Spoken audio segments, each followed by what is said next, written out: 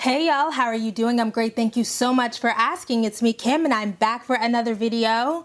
So last video, I let y'all decide what I was going to talk about today, and the people wanted to talk about Cheer on Netflix, so that's what we're going to do. But first, this video is sponsored by Skillshare. Skillshare is an online learning community for creators with more than 30,000 classes on writing, business design, Photoshop, etc. Skillshare has this course from New York Times bestselling author Roxane Gay. She's absolutely brilliant. She's over there teaching a course on creative writing. Now look, I'm never going to be a Roxane Gay, but because I'm launching this newsletter, I want to be a better writer and I want to be able to recognize great writing.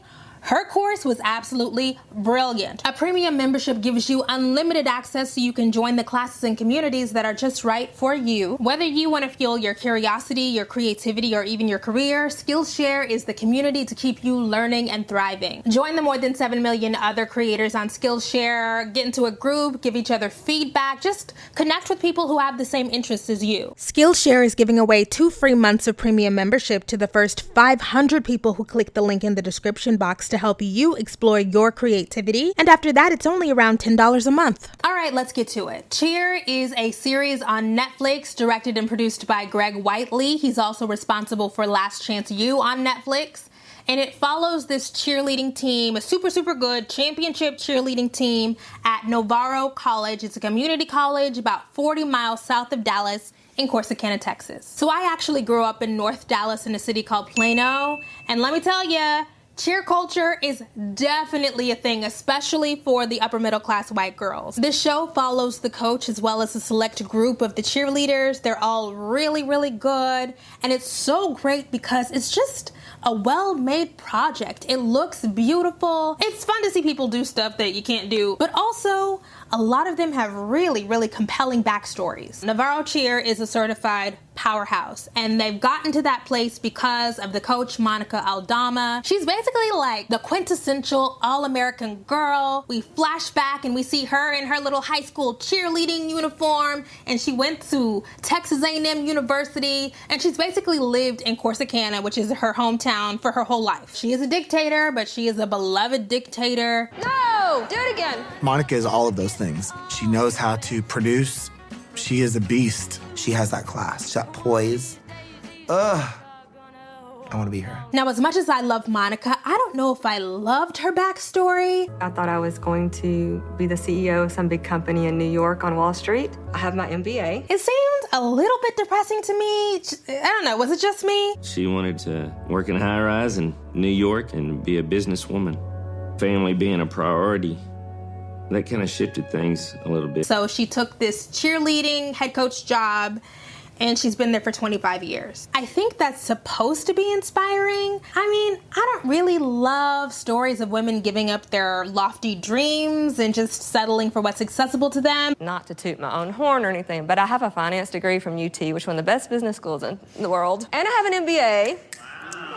So, you know, I could be doing other things, but I'm not. But Monica did make the best of it. I do feel, though, like maybe she feels a little bit resentful or maybe a little regretful. If not for the success of this show, I definitely feel like Monica would have had some regrets about her life trajectory. Now, I like Monica well enough, but this thing where we treat everything like a business and we celebrate that is gotta go. Because I do think that that very business-like, no-nonsense mentality causes her to take too many risks. And we're gonna talk about that. She clearly cares for her team. She is there for them. Multiple times in this series, we see her step in as a surrogate mom. And she basically has to because so many members of her team come from homes that are completely wrecked. They have no advocates. All they really have is Monica, and they let you know that. But this thing where the coach has to act like the parent, but the coach also needs something from you, that dynamic is real iffy, and it does feel like it can be very easily exploited. And that's something else we're gonna loop back around to. But let's be honest, this show is good because of the cheerleaders. From the start, we get to learn more about their motivations. Now, some of them are just middle-class kids with this exceptional talent like Gabby. Gabby's parents are obviously from Florida, okay? Like, they all have a very Florida look about them. And I feel like they mean well, and they want the best for her, but there's something a little shady about them, especially Gabby's dad. It just seemed a little opportunistic to me. They need to get some business outside of Gabby. We don't really have a lot of fears for the future. My daughter has solidified her position in the history of cheerleading. Gabby's thing is that she's a social media star. She's highly sought after. She is a bona fide cheerlebrity. Yes, that is a thing, and the kids aspire to it. We do want to go to Navarro because they're really good, and then we'd be famous. So we look up to them because they're queens, right? Yeah, they're always queens. Queens, that's all. The thing about Gabby that kind of concerns me is I don't love that she's basically supporting her entire family. That's way too much pressure. Who wants to do that? And I also don't love that there's no plan B. You know, like, can you be a cheerlebrity forever? She's not gonna go to school after she graduates from Navarro. So, like, what's next? It just seemed to me like there was not a lot of long-term planning. So that was the relatively lighthearted part of it, because the rest of the show is trauma. We're gonna start with Morgan. Morgan and her brother were abandoned by both her mother and her father. The parents left at different times. My sophomore year of high school. My dad went and moved back in with my stepmom and 3 other kids. I kind of mentally shut down when all this stuff was happening when I was younger. My son had left his kids in the trailer. When I heard this part of the story, I wanted to smash my laptop because it makes no sense to me. Like, what do you mean your mother just decided to up and leave one day? What do you mean your father got remarried, so he and your stepmom decided to just leave y'all one day because they wanted to start a new family? What do you mean? When my brother turned 18, he decided, since he was an adult, that he was gonna go try and find our mom. So I stayed behind and ended up living in that trailer by myself once my brother moved out. Who does that? Are you kidding me? That made me so mad. And I know that this is probably not fair, but I kind of blame the grandparents too, because they were not asking the right questions. Now, they finally came in and rescued Morgan and gave her a place to live, but still, I hated the grandma saying, I have no idea what his thoughts were and where he was coming from at that time, and we don't talk about it because it's basically over. Y'all need to talk about it. Somebody needs to confront Morgan's father about why he abandoned his children in a trailer to fend for themselves. Somebody needs to talk about that. Let's talk about Ladarius. Ladarius had an even worse childhood, if you can imagine. His mother was incarcerated and he was adopted into a new family, but there he experienced all kinds of abuse. I nearly cried when Ladarius talked about all of the fighting he had to do in and outside of his home because he was gay. Everybody was like always calling me fruity and stuff. Hustle. So I used to fight a lot. Ladarius would be getting ready for school and he'd have on like tights and shorts.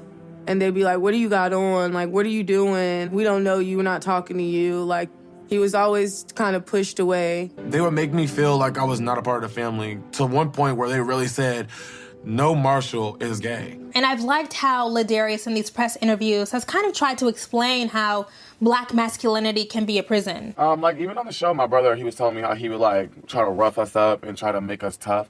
And it's like, you see that a lot in the Black, like the Black community. Like the men, they try so hard to like toughen up their sons, but it's like, it makes us like shut off. Like it make like we don't have emotions. We're not supposed to have emotions because emotions make us weak. We're supposed to be this alpha. Like they try to build us up as we're like supposed to be something that like a figure that everybody respects, but you have no emotion for any, like you have no emotion whether you have a wife, a child, or anything. It's like, okay.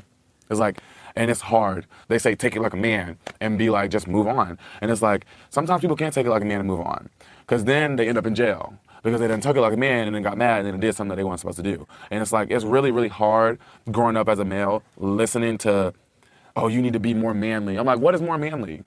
Not having emotions, not talking to people, not telling people what you think in your man because you're going crazy and you don't know what's going to happen to yourself because you're literally everywhere and you're floating in free space. And that is the biggest thing that I have an issue with being like, especially a Black male, because it is so evident in the Black community. Ladarius is complex because I found myself during the show not liking him. I didn't like his behavior. I felt like he was mean for no reason to people who didn't deserve it. But After rewatching it and then hearing some of his follow-up, I recognized that this is a young person who had a horrible, horrible upbringing. And he's, I don't know, 21, 22. He is just beginning to unravel all of that stuff. And he's basically said as much. I was very disappointed in myself. I'm not even gonna, like, beat around the bush. I was disappointed because I was like, I know what you're going through, because I'm like talking to myself, because I do talk to myself a lot. I was like, I know what you're going through, but those people don't deserve to go through that because you're just feeling some type of way or you're hurting. And by the end, I came around to Ladarius. He found something he was great at. It changed him, it saved his life, and hopefully he'll be able to sustain it. Next, let's talk about Lexi. Lexi is troubled. She comes from a poor family, though I don't know if they're impoverished, but definitely poorer than the average cheerleader, definitely. And Lexi has some problems. She talks about making bad decisions. She's gotten into fights. She's been arrested. But Lexi's saving grace is she is an exceptional tumbler. Somebody found her and said, "You're great at this." And because she has this natural gift, that gave her an opportunity to escape her hometown and go to Navarro and do something that she's really, really good at. I didn't have much going for me. I was a high school dropout, and I didn't see the light at the end of the tunnel until Monica gave me this chance. And the fact that I got to go here is just, it's almost like it's a dream. There's just something you gotta like about Lexi. She's really humble, she's really sweet, despite the fact that she's one of the most highly skilled tumblers on the team. She's not arrogant, her head is not up her ass. They take themselves very, very seriously at Navarro, and I like that Lexi doesn't do that. I just want her to keep it together. That's all. So here's my thing. There's nothing wrong with having a passion. There's nothing wrong with dedicating lots and lots of energy to a thing. However, the way that these young people talk about cheerleading being their lifeline or it keeping them alive, that really gives me pause. I think it's kind of concerning because, yeah, like, it's great that they have this outlet, but should cheerleading have to be their lifeline? The answer is no. And it's terrible pain, but it's worth it. I mean, I was saved by cheer.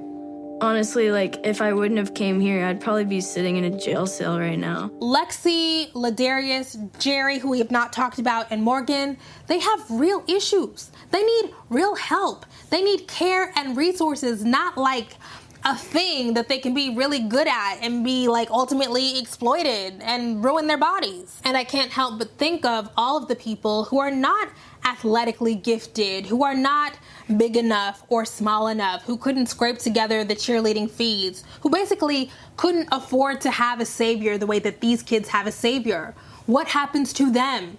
They get left behind. They're basically left for dead. And that's a real tragedy for me. The Navarro cheer kids, they're amazing. They're exceptional. But you shouldn't have to be exceptional to live. And a lot of them are in the place that they're in because an adult saw them and saw them as worthy of being invested in. And like, I don't know, like, should you have to be able to do a back handspring or a full or do flips in the air to be worthy of investment? No. And I also think about the fact that this stuff can only last until these kids are in their early 20s. Then after that, what happens?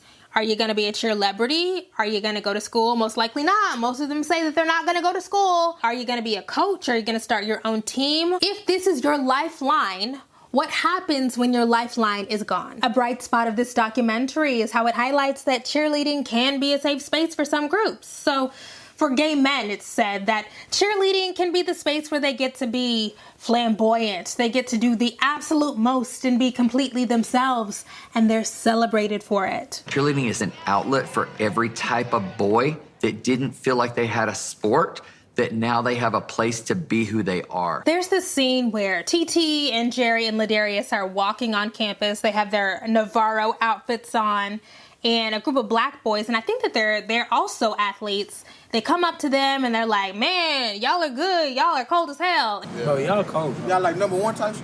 Period. Point blank. There's nobody better than us. If you're not black, being cold is a good thing. And it's so positive. And I'm like, I love that. Now, it could have just been the cameras. People want to be on TV. But just the idea that they could be recognized for the talent, I love that. And that's not to say that it's not dangerous being a black gay man there. I don't know that. I cannot speak to that experience. It's just nice to see that maybe they get a little bit of a reprieve from that. But alas, the cheer world is not all sunshine and safety, especially not when you have to deal with stuff like gender, race, and class, because that stuff is all up in there. The actual sport of cheerleading is terrifying.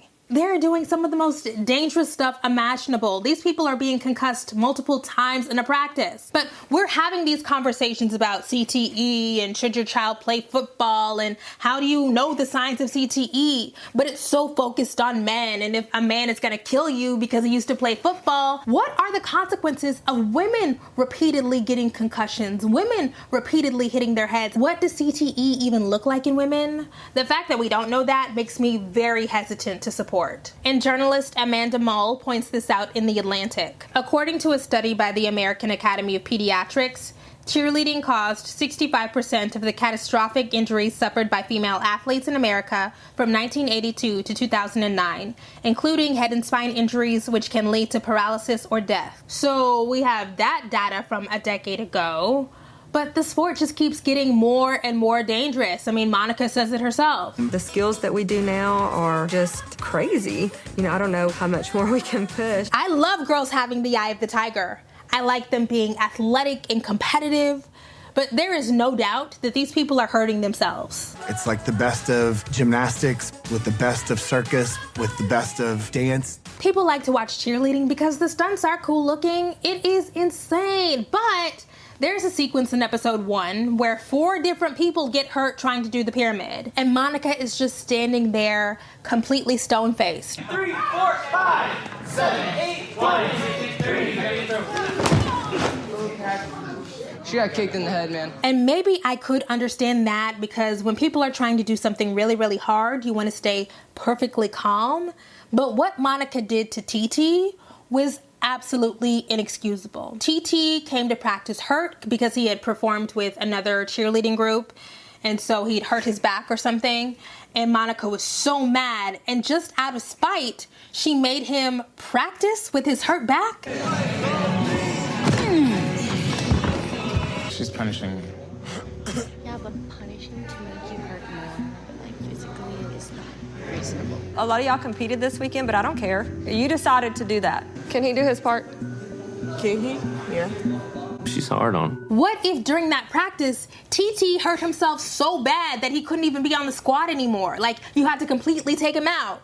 What are you gonna do, Monica? But also, there are not enough medical professionals at Navarro to keep those kids safe doing what they're doing. If you watch Last Chance U, you'll see that for those football teams, even at those teeny tiny schools with the rinky-dink programs, they have like 20 people on staff, multiple coaches, trainers, physical therapists, etc.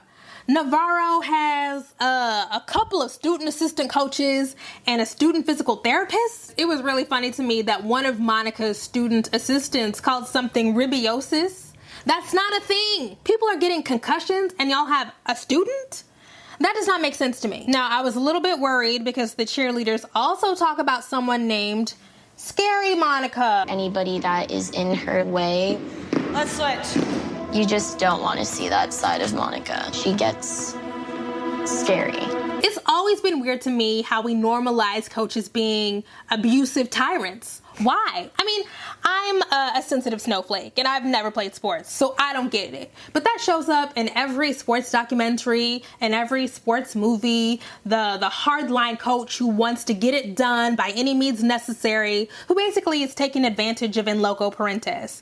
And it does show that women can be just as bad as men. I appreciate hard work. I appreciate dedication. But when Morgan fractured her ribs and had to go to the emergency room to get her ribs pushed back in, I don't even know what that means. And then she says, the doctors told me if I keep doing the same things, like keep cheering, that if I get hit in the ribs hard again, they could all fracture. Like if they poked my organs and my lungs popped or something crazy. I'm sorry, it's crazy. And I know she wanted to show up for her cheer family and she wanted to take advantage of the opportunity to be on mat in Daytona, but that is crazy. And then you have to question Monica, because why does Monica encourage them to take those kinds of chances? And then you have to think about the fact that Morgan is doing this for validation. She wants affirmation. She wants to feel useful. She wants to feel valuable. She wants to please Monica. She says that she'll take a bullet for Monica. There we go! Really good, Morgan!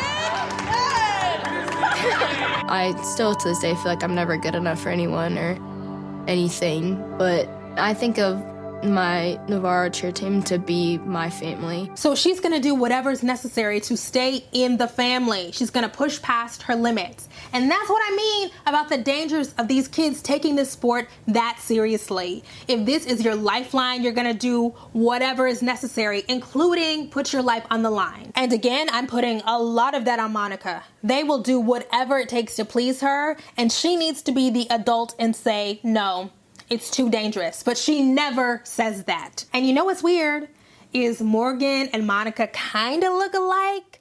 Morgan kind of looks like she could be Monica's daughter. And, you know, Morgan doesn't have a mom. She's looking for a mother figure. And so it gets real hazy. I found Morgan's dedication to be endearing, but also really, really sad because she's trying to fill a hole. But you know what? As I was watching it, I was like, oh, well, this is our fault too. Because audiences are willing to watch young people absolutely destroy their bodies. And we think nothing of it. So we suck. I loved this documentary because it took the subject matter seriously. There's no wink. They don't try to downplay this sport that is predominated by girls. No, the stakes are high, and that is very clearly conveyed. Most of these people have been training since they were children, 2 or 3 years old.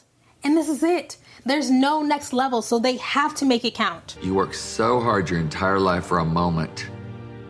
I just got emotional right there. The last event that I put my uniform on at Texas Tech, I can tell you I cried so hard.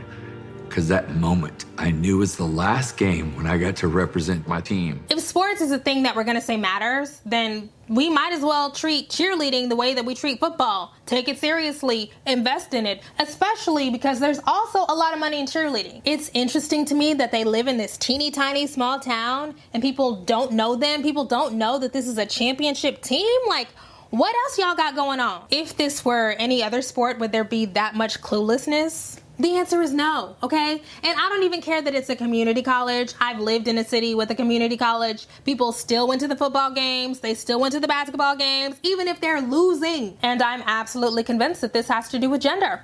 It's absolutely sexism. I liked this show a lot, but they definitely did not talk about class and race in the ways that they really needed to be discussed. Now, Lexi addresses it because she feels alienated early on. Like cheerleading is like a snobby sport. We have these stereotypes in our mind about who a cheerleader is and what she looks like, but Lexi is not that. She just happened to be a really, really naturally gifted tumbler. So she's not getting invited to parties. She says that she doesn't act like the cheerleaders. I mean, Lexi was out here beating people up, not the typical snooty upper middle class cheerleader at all. The class aspect is underscored again in Jerry's story. Jerry's background is he and his mom were impoverished. They were homeless at one point, but she saw that he liked cheerleading and that he was good at it, so she did whatever needed to be done to make sure that he could always compete. She really had no clue what cheerleading was, so when she came in, she just knew Jerry had watched it and seen it and he wanted to do it, and she really just wanted to do whatever made Jerry happy. At the end of my 8th grade year, we ended up getting evicted from our house. We went from like living with friends, in and out of hotels, and we were on like food stamps, but she did what she needed to do to keep me in cheer. I honestly don't know how that she did it. And when Jerry's new cheer moms were recounting this story, I'm like, why did nobody help him? Did nobody help? Maybe that's a part of the story that we don't hear. And that's supposed to be uplifting and it's supposed to be inspiring. But like most stories about people in poverty that are supposed to be inspiration porn, it really made me sad. And the way that they talked about Jerry's resilience after his mom died, like, I really did not like that. But Jerry was able to then move in with his cheer moms, which were upper middle class white women, to keep him on the right track. Jerry is the star of this series, hands down, crowd favorite. He's so incredibly lovable. I love his personality, but we do have to talk about how race intersects with body size for Jerry, because it just felt like he was a mascot. He's constantly working on his skills, constantly trying to put people up. Come on, y'all! Jerry listens to cheer 24/7. and he can show you each routine, every section, know every word. It's crazy how much Jerry loves cheerleading. He's this big, jolly, gay man, and he was never gonna get on mat, and everybody knew it. And the only time he ever got on mat was when Monica wanted to be spiteful toward Ladarius. And so she just put Jerry on mat so that she could teach Ladarius a lesson. And that is really mean to me. It's really, really cruel. Let's go, Jerry.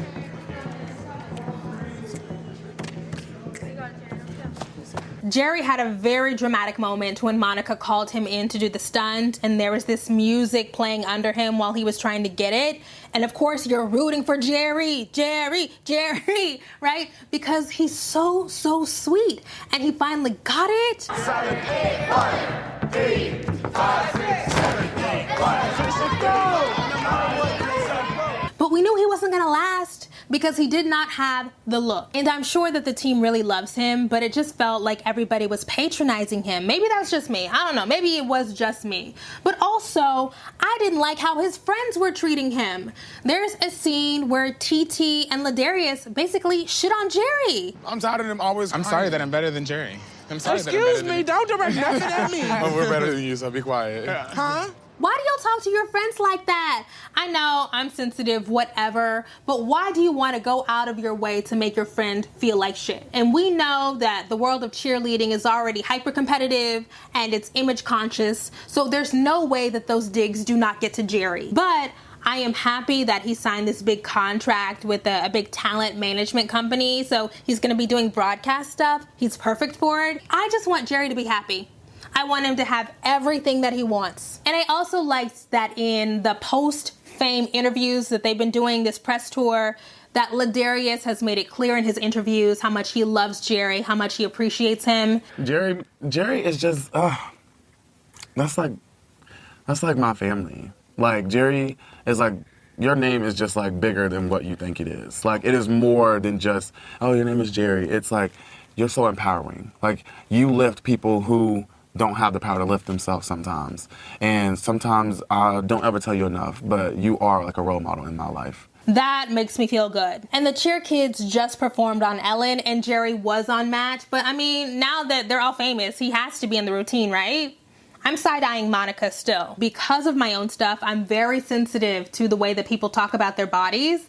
And it is abundantly clear that cheerleading encourages body dysmorphia in these girls. We see a scene where one of those little tiny cheer girls is talking about wanting to see her ribs. We see them weighing themselves. We see them talking about wanting to lose weight. And I'm like, these are the tiniest women you've ever seen in your life. They're talking about wanting to lose 5 pounds? From where? But Monica absolutely has to accept some blame because she emphasizes that she looks for girls with the look. Morgan just showed up at tryouts. She didn't really have the college level experience, but she had the look that I would, like to have. Not that you have to have the look, but we get really judged based on overall impression. Now, what is the look? So for men, it's muscular, super athletic, though you can also have a little bit of a stomach like a Jerry. And I think there's one other person on the team who is a little bit bigger. But for girls, the look is teeny tiny body. Very, very petite, like younger versions of Monica, no body fat. But does it have to be that way? Because when we go visit Vontae, who is the head coach of the rival Trinity College down the street, Vontae's girls don't look like that. I'm always out and about, always recruiting. Whereas I don't ever see her when I go recruit anywhere. But that comes with her reputation. They are much more racially diverse, but also they don't all have those teeny tiny little pixie bodies. So what's going on? Where is Vontae getting his girls from? Monica's image of the look is really creepy and depressing, but there's even more to it than that. So there's this montage of all of the girls getting ready, and I was just really sad about it because it's another example of this pink tax. It's a price that these girls have to pay just because they're girls.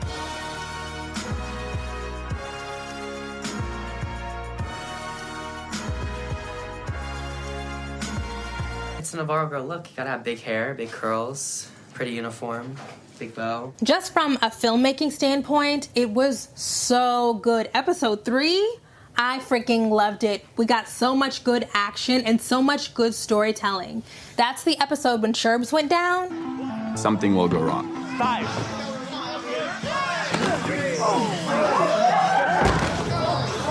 Oh my God! When Mackenzie described being up in the air and looking down and seeing nobody there to catch her, oh, it was so good. By the end of that episode, I was like, you guys, what are we gonna do without Sherbs? What's gonna happen? But also the sound design was so good. So the athletes were mic'd and I think the floors were mic'd. So we get a lot of good sound of people hitting the floor, which again, terrifying, but very, very effective in storytelling. Episode 6 was also amazing. I come from a gym that doesn't really win championships that much. To be able to experience that would be so crazy. Some people that have went through the worst things that anybody could ever imagine are here, and they fought and they have pushed and they have worked their butts off for this one chance to give it everything they got. The whole Daytona sequence was great. Anyways, the way that they got around varsity's rules was genius.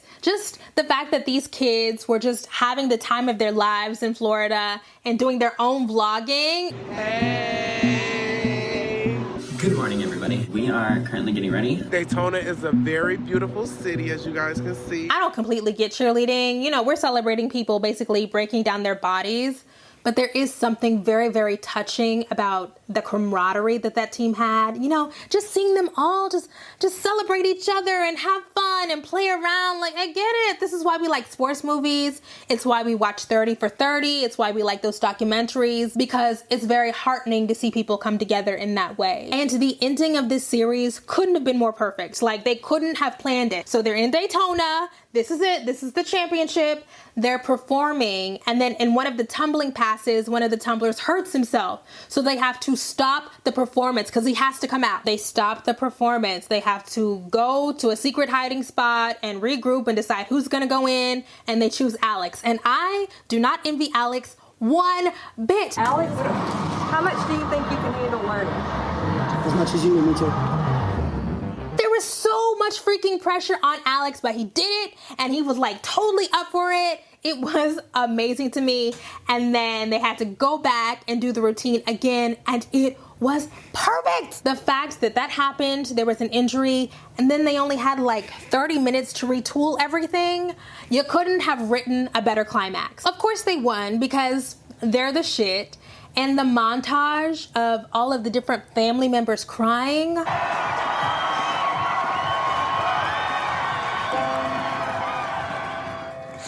That's awesome. Was so perfect. And then we see Ladarius's brother, seeing him win and crying. Come on, after we've heard Ladarius talk about how he was tormented for being gay by his brothers. Come on, Greg. All right, y'all, now we have to have the conversation. Where are the black girls? There are no unmistakably black girls on Navarro's squad. But honestly, that's not super surprising to me. There are no black women on the squad, and really, there are no dark-skinned women of color, of any race, any ethnicity on the squad either. I mean, maybe Gabby counts with that super dark tan. Just kidding, Gabby does not count, okay? She's just from Florida. There is one girl named Jade who looks like she might be mixed. She looks like she could be part Negress, but that ambiguity is key. And I have a lot of ideas about why that is. Why is it that we can have black men, but no black girls? And honestly, this happens a lot. In cheer, outside of cheer, we see it all the time. So why does that keep happening? And I think it's because that black masculinity is useful in a way that black femininity, black womanhood is not. So we're used to seeing super athletic, very, very muscular black men everywhere. That image is not only normalized, but it's very, very profitable. It's not distracting at all. There's nothing truly distracting about having strapping young, dark-skinned black men on mat. But having dark-skinned black women on mat would be distracting. It would absolutely catch our eye. And I think Monica knows that men are there for strength and women are there for beauty. And Monica seems to have a very, very narrow idea of what beauty is. And I love the inclusion here of cheer history because it's very, very useful. The rules for who could be a cheerleader were very much wrapped up in this idea of who was seen as this kind of all-American girl next door. There's something to the idolization of cheerleaders outside of the sport, because that cheerleader image is separate from the sport, the tumbling and the athleticism and all that. It's different, right? So the cheerleader embodies this very typical American girl next door femininity. She is supportive happily, you know, she doesn't want to be in the spotlight. She just wants to cheer for men. She is thin, she is white, she is conventionally attractive. It is very much a throwback to a different era, a throwback to like 1950s suburbia. Let's buy a Chevy and get a Coke. That's what it is. These days, cheer has transitioned into being a very difficult and rigorous sport, but those ideals are still there. It is still about the hot all-American girl. And a point I make all the time about the construction of Western feminine ideals is they are strategically and intentionally constructed to exclude Black women. So it doesn't matter what you look like. It doesn't matter how thin you are. You can never be the ideal, because the ideal is crafted to be anti-Black. They're meant to be the antithesis of each other. Now, do I think Monica is purposely not putting Black girls on the squad? Maybe. I mean, she does really care about the look, and even look at the story of Morgan. Morgan got on the squad because she has the look, and she was made into a cheerleader, and she turned out to be pretty good. But still, Monica would not have taken that kind of chance on anybody else. Anybody who wasn't teeny tiny, conventionally attractive, and yeah, probably if they weren't white, they're not getting that look. The last thing on the look that we're gonna talk about is how those girls have no curves, no boobs, no butt. Now, obviously women come in all different shapes and sizes. I'm not saying that those women are not women. I'm saying that Monica purposely chooses women who look like very young girls. And there is something there to the sexualization of girls, or like how the ideal age for a girl or a woman is like 16 or something. There's definitely something there. All right, back to the story. So at the very end of this series, we catch up with some of the team members, and we find out that Lexi, sweet little super talented Lexi, is no longer at Navarro because she got arrested and she couldn't be on the squad anymore. So I was mad at Lexi because she squandered her shot and she's just going out and having fun and raving. But then I heard that that whole last part was just really misleading editing. I did like put on Twitter that the rave scene that they put in the last episode actually happened months before Daytona. They kind of just made it seem like when I left that I was just gonna be screwing up and everything. And it is interesting to me that even just having this thing that she's really good at was not enough to keep her out of trouble. But the good news is Lexi is now back on the squad. You know, Monica was not gonna squander that tumbling. I truly freaking loved this show. I completely understand why it became a phenomenon. It was so good. Those kids are just, I'm rooting for them. I want the best for all of them. But I still have some questions for Monica. I do not think that she handles injuries appropriately at all. I'm sorry, I just don't. So I read this interview with Monica on The Cut, and she says that she tries to make a distinction between are you hurt or are you hurting? Which is like, okay, but are you a doctor? I mean, you know, I don't know. If the athletes are fine with it, what can I even say? So I'm just trying to reconcile that stuff. The way that she handled TT and Morgan was just ridiculous. Like, no, absolutely not. But, I mean, didn't we just get finished celebrating Mamba mentality? Didn't we just get finished saying that Kobe Bryant was the greatest because he would do whatever it took, and it doesn't matter if he was sick or if he was injured, like he just wanted the win? So yeah, like I'm still working through that stuff, and they're adults, they're making their own decisions. Obviously, they love it. They love the program. Do you see all of those alumni coming back? They come back every year to relive those 2 minutes and 15 seconds at Nationals. I mean, that's something. In conclusion, I loved this show. I mean, I really loved it. But, you know, I do have some concerns. I have some thoughts. I have some feelings. Well, that's all I have to say about that, you guys. Thank you so much for watching. Be sure to like, share, and subscribe. Leave a comment. Hit me up on Twitter or Instagram. We have an announcement.